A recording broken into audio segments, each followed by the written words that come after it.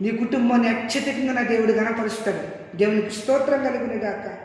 దావీదు శ్రమలు వచ్చినప్పుడు, భయంకరమైన ఇబ్బందులు వచ్చినప్పుడు దేవుని సముఖంలోకి వెళ్ళి మోకరించి ప్రార్థన చేసి కన్నీళ్ళు కారుస్తున్నప్పుడు పరిశుద్ధాత్మ దేవుడు దావీదుని తాకినప్పుడు దావీదు మాట్లాడుతున్నారులా, 10,000 మంది దండెత్తిన మీదకు వచ్చిన రిబా షాబా రాఖాబారా సియాల 10,000 మంది దండెత్తిన మీదకు వచ్చిన నేను భయపడను అని దావీదు మాట్లాడుతున్నాడు. దేవునికి స్తోత్రం. శ్రమ వచ్చినప్పుడు కృంగిపోకుండా, జడియకుండా మోకరించి ప్రార్థన చేసి దేవుని మీద ఆధారపడగలిగితే దేవుని యొక్క స్వర కార్యాలు నువ్వు చూడగలుగుతావు. దేవునికి స్తోత్రం కలుగునుగాక. దేవుడి మీద ఆధారపడుతున్న వారిని ఆయన విడిచిపెట్టే దేవుడు కాదు. దేవునికి స్తోత్రం. వాక్యము తేటగా మాట్లాడుతున్నది.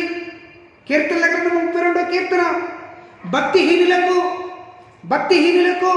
అనేక వేదనలు కలుగుతున్నవి, యెహోవా యందు విశ్వాసం ఉంచే వారికి కృప ఆవరించి ఉన్నది. దేవునికి స్తోత్రం. దేవుని మీద ఎవరైతే ఆధారపడతారో వారి మీదకి కృప ఆవరించి ఉంటుంది. దేవునికి స్తోత్రం. కృప నిన్ను కప్పుతున్నంత కాలం నీ బ్రతుకు ఏ డోకా ఉండదు. దేవునికి స్తోత్రం.